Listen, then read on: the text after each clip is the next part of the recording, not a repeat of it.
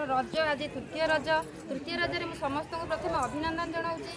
आ गोटे कथा है आम रज पालन करते सब बढ़िया सब सुंदर पर्व आ सब मजादार पर्व हूँ रज पर्व।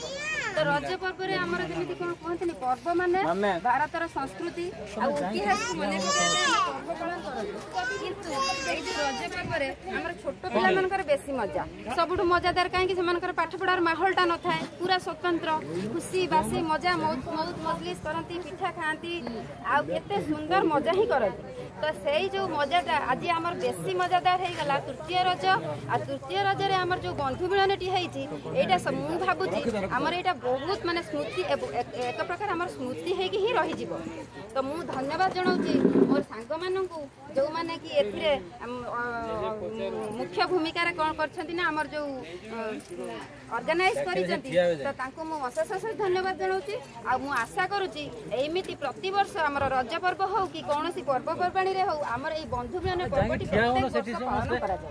धन्यवाद।